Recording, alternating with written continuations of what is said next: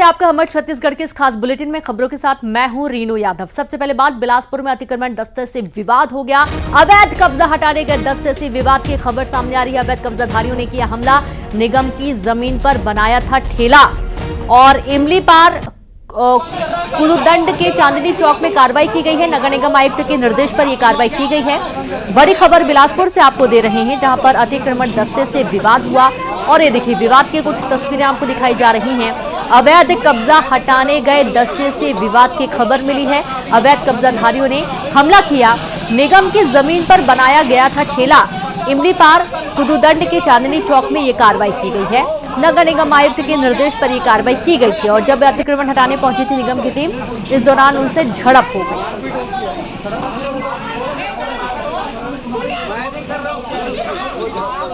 और संवाददाता उमेश मौर्य जुड़ गए। उमेश, बिलासपुर में अतिक्रमण दस्ते के साथ विवाद की खबर सामने आ रही है, पूरा मामला बताइए। रेणु जी, देखिए लगातार अवैध जो कब्जा है और दुकान जो बनाए गए हैं उसके खिलाफ नगर निगम की कार्रवाई देखने को मिल रही है। इसी कड़ी में आज भी नगर निगम जो है चांदनी चौक कुरुदंड पहुंचा हुआ था और वहां पर जो अवैध रूप से नगर निगम की जो जमीन थी सरकारी, उस पर अवैध रूप से वहां पर ठेला बना दिया गया था, जिसको तोड़ने की कार्रवाई की जा रही थी। इस बीच देखा गया कि जो कब्जाधारी है वो वहां पर पहुंचकर अतिक्रमण दस्ते से विवाद करने लगे। न केवल विवाद बल्कि झूमा झटके जैसी स्थिति भी निर्मित हुई, उनके साथ गाली गलौज किया गया। हालांकि मौके पर वहां पर जैसे ही निगम के अन्य दस्ता के जो टीम है वो वहां पर पहुंचे, उसके बाद मामला शांत हुआ। लेकिन कहीं ना कहीं एक बड़ी यहां पर खामियां और जिस तरीके से अतिक्रमणकारी जो हैं उनके मंसूबे जो हैं वो बिल्कुल हैरान कर देने वाले हैं। ऊपर से कब्जा जमीन में किया हुआ है, ऊपर से वो दादागिरी भी दिखाते हुए नजर आ रहे हैं। तो निश्चित रूप से एक बड़ी कार्रवाई जो है नगर निगम के द्वारा की जा रही है। लेकिन इस बीच ये भी देखा जा रहा है कि अतिक्रमण दस्ते के ऊपर हमला जैसी घटनाएं भी निकलकर सामने आ रही है। इतना ही नहीं, बिलासपुर में इसके अलावा इमली पारा में भी इसी तरह के अवैध कब्जे हटाने जब निगम कर्मी पहुंचे थे तो उस समय भी विवाद की स्थिति उनको झेलनी पड़ी थी। फिलहाल नगर निगम आयोग के निर्देश के बाद निगम का जो दस्ता है वो लगातार कार्रवाई कर रहा है और आने वाले दिनों में जितने भी अवैध कब्जा है उनको हटाने की बात कही जा रही है। जी बिल्कुल, बहुत शुक्रिया आपका उमेश तमाम जानकारी के लिए। तो इस तरीके से देखिए जो भी अवैध कब्जे उनको हटाने की बात कही जा रही है और बड़ी मुश्किल से मामला शांत हुआ था। नगर निगम आयुक्त के निर्देश पर यह एक्शन लिया गया है। तो अंबिकापुर में प्रशासन का बुलडोजर चला, अतिक्रमण पर चला प्रशासन का बुलडोजर। नजूल की जमीन में बनाया जा रहा था मकान। शिकायत के बाद पहुंची निगम राजस्व की टीम, अतिक्रमण हटाने की कार्रवाई की गई। गांधीनगर थाना क्षेत्र के नया नगर का ये पूरा मामला सामने आया है। बड़ी खबर अंबिकापुर से आपको दे रहे हैं, जहां अंबिकापुर में चला प्रशासन का बुलडोजर, अतिक्रमण पर चला प्रशासन का बुलडोजर। नजूल की जमीन में बनाया जा रहा था मकान। शिकायत के बाद पहुंची निगम राजस्व की टीम, अतिक्रमण हटाने की कार्रवाई की गई। गांधीनगर थाना क्षेत्र के नया नगर का यह पूरा मामला सामने आया है।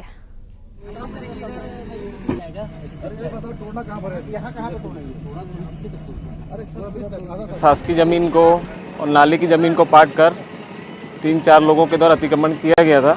उनको नोटिस भी दी गई थी पहले, दो नोटिस भी, किसी को 2 नोटिस भी दिए थे, उनके द्वारा नहीं हटाया गया। तो आज निगम का अमला और राजस्व की टीम के द्वारा अब अतिक्रमण हटाया जा रहा है।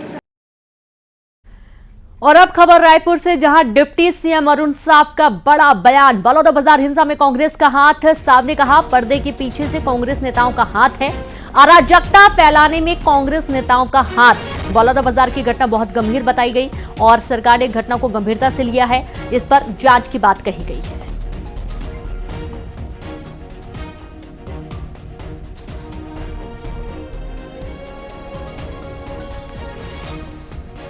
में जब उनकी सरकार थी तब भी प्रदेश में अराजकता अव्यवस्था उन्होंने फैला कर रखी थी।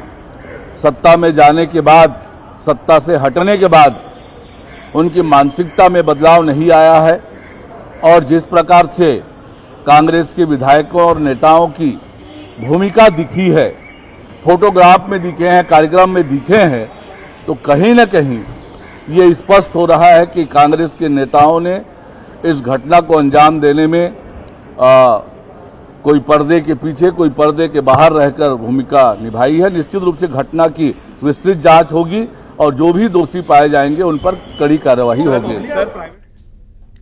बलौदाबाजार हिंसा पर राजनीति तेज हो गई है, जहां बीजेपी कांग्रेस में वार पलटवार का दौर जारी है। हिंसा की जांच को लेकर कल कांग्रेस की जांच समिति बलौदाबाजार जाएगी। समिति के संयोजक शिव डहरिया ने बीजेपी पर निशाना साधते हुए कहा कि कल घटनास्थल पर पहुंचकर सभी बिंदुओं पर जांच की जाएगी। जांच के बाद जो तथ्य सामने आएंगे उसे पीसीसी को सौंपा जाएगा।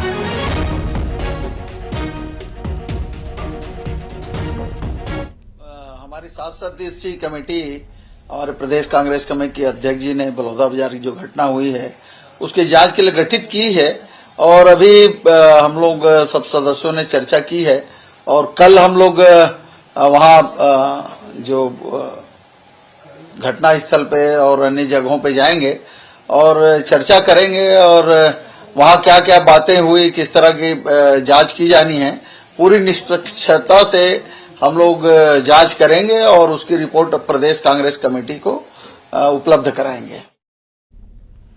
तो देखिए, जांच समिति बनाई गई है और कांग्रेस जांच समिति जो है वो बलौदाबाजार जाएगी और यहां पर जांच करेगी, लोगों से बातचीत करेगी और किस तरीके से पूरी तस्वीर सामने आई है, क्यों इस तरीके की घटना हुई है, इसकी जांच की जाएगी। दूसरी तरफ आप ये देखिए कि इस पूरे मामले में कांग्रेस का हाथ होने की बात डिप्टी सीएम अरुण साहब कह रहे हैं। और सीधे रुख करेंगे, संवाददाता आकाश शुक्ला जुड़ गए हैं। आकाश, एक तरफ कांग्रेस पर निशाना साधा जा रहा है डिप्टी सीएम के माध्यम से कि भाई जो हिंसा हुई है उसमें कांग्रेस का हाथ है, दूसरी तरफ कांग्रेस कह रही है कि कांग्रेस जांच समिति बलौदाबाजार जाएगी जांच करने के लिए, यानी कि राजनीति जोरों शोरों से और इस पूरे मामले में।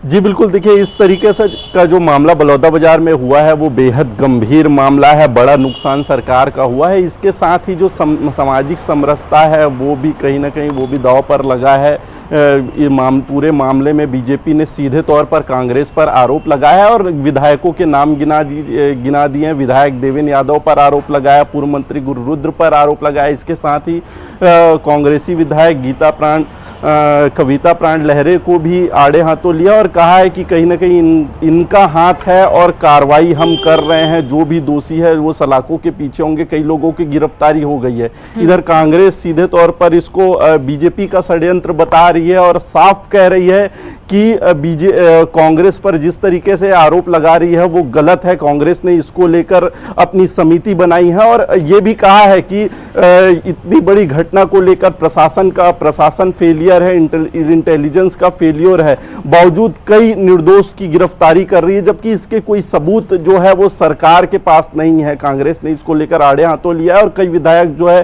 कल जाने वाले हैं और रिपोर्ट भी इसकी सौंपेंगे और इसके बाद कांग्रेस आगे की अपनी रणनीति बनाए। उन्होंने ये भी कह दिया है अगर किसी तरीके से निर्दोषों को इसमें फंसाया जाता है तो वो बड़े आंदोलन करेंगे। लेकिन बात ये भी आ रहा है कि जिस तरीके से बड़ा आंदोलन हुआ उसमें कई कांग्रेसी विधायक शामिल थे, कांग्रेस के पदाधिकारी शामिल थे। तो कांग्रेस के ऊपर जो कांग्रेस ने जो जांच समिति बनाई है, भाजपा भी सवाल कर रही है ये जांच समिति बनाने का नाटक कर रही है। अगर इनको इतनी जांच करनी है तो अपने विधायकों को, अपने संगठन के नेताओं को बुलाकर पूछ ले, स्थिति स्पष्ट हो जाएगी। हालांकि पूरे मामले की न्यायिक जांच चल रही है और ये इसमें राजनीति भी है जो वो तेज है। जाहिर सी बात है, राजनीति हो रही। बहुत शुक्रिया आपका आकाश तमाम जानकारी साझा करने के लिए। तो उस तरीके से अब देखना है कि जांच समिति जो जांच करने जाएगी बलौदाबाजार, वो जो रिपोर्ट देगी उसके आधार पर कांग्रेस आगे कदम उठाएगी।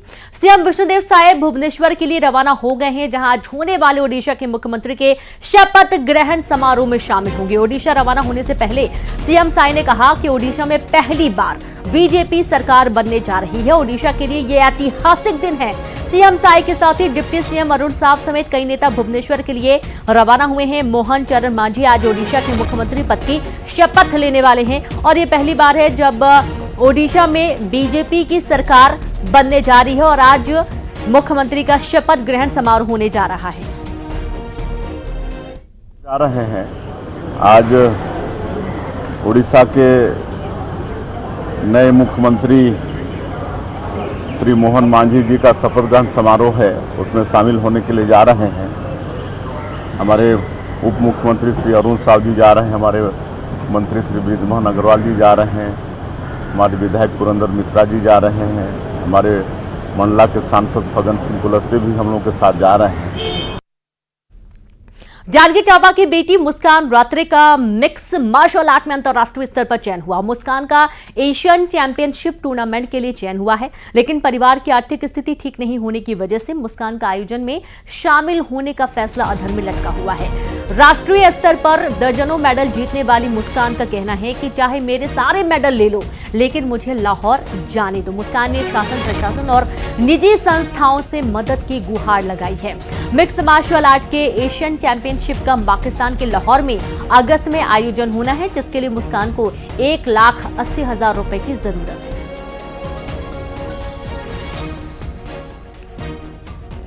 मैंने kick boxing, K1 boxing, moth height जैसे गेम खेले हैं, जिसमें भी अभी तक मेरे बहुत सारे पदक रहे हैं। और अभी आर्थिक स्थिति मेरी इतनी अच्छी नहीं है जिससे मैं एशियन चैंपियनशिप और वर्ल्ड चैंपियनशिप में पार्टिसिपेट ले सकूं। आर्थिक स्थिति मेरी आर्थिक स्थिति सही नहीं होने के कारण मैं भी पार्टिसिपेट नहीं ले पाई, जिससे मेरे जैसे जितने भी खिलाड़ी हैं उनको भी खेलने में बहुत ज़्यादा दिक्कत होता है। हमारे खेल को मान्यता दे और हम जैसे खिलाड़ियों की मदद करें, जिससे हम देश का नाम रोशन कर सकें।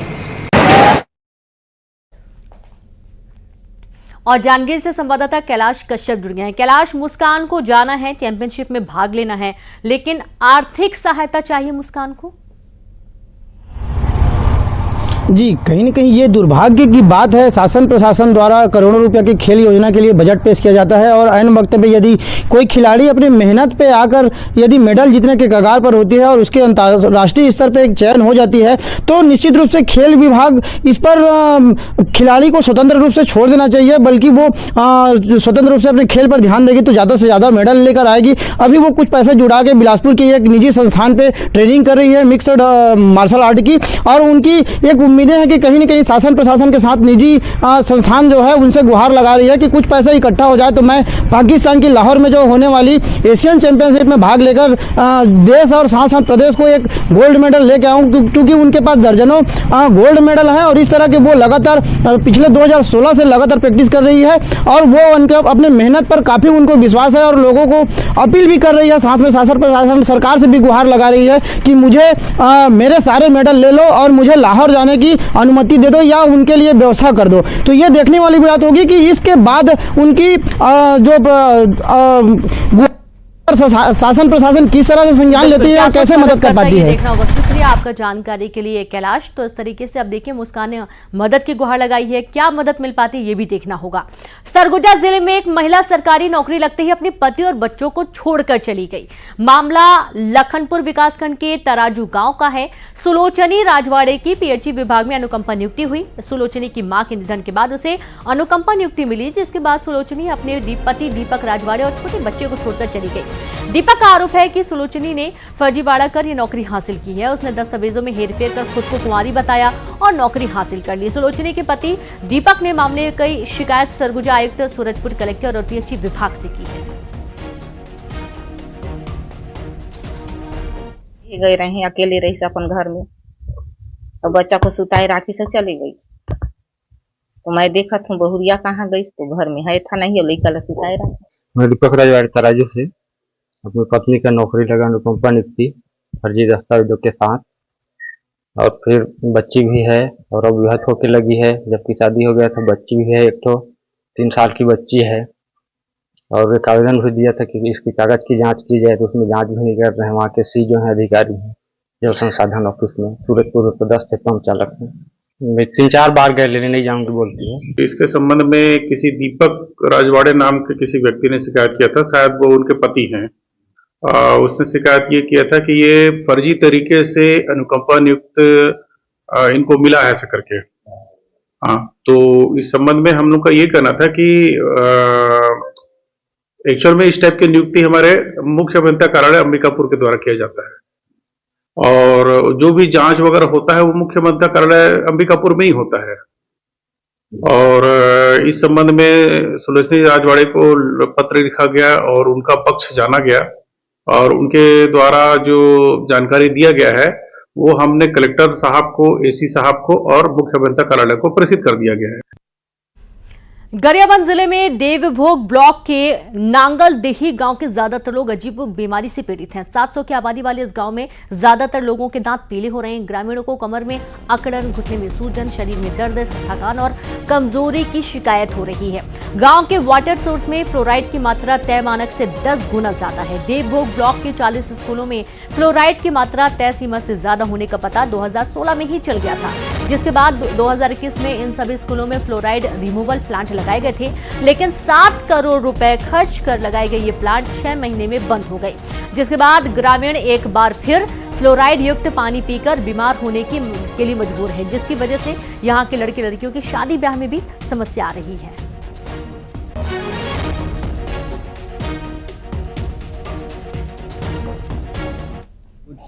खराब हो रहा है, गोड़ हाथ दर्द दे रहा, पूरा सब कुछ खराब है ना हो। हमारा पानी के लिए कोई भी आदमी स्वस्थ नहीं है। हो पानी के लिए यार, क्या पानी तो खराब ही है, मतलब तो किसी न किसी कुछ ना कुछ प्रॉब्लम है। हो गांव में एक तो होते जा रहा है ना हो। हाँ, पानी का प्रॉब्लम हो रहा है सब।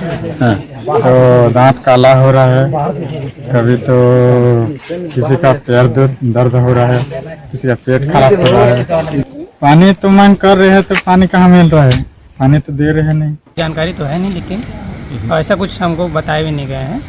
और अगर ऐसा बोल रहे हैं तो एक बार टीम भेज के जांच भी करा लेंगे, लेकिन जितना हमने मितानी लोग से, अपने आरएचओ से, सीएचओ से पता किए, लेकिन ऐसा बोलने कि ऐसा कुछ है नहीं करते। फ्लोराइड और प्लांट जो है, जैसे सुपर बेडम लगा हुआ है, उसका तो सालाना मेंटेनेंस के लिए हम टेंडर किए हुए हैं, वो सालाना मेंटेनेंस होता है। बाकी जो 40 जगह और लगे हुए हैं, उसका टेंडर मेंटेनेंस के लिए टेंडर की प्रक्रिया अभी जारी है।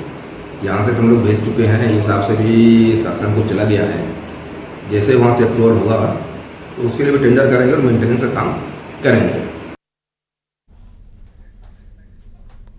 और चलिए अब देखेंगे 20 बड़ी खबरें।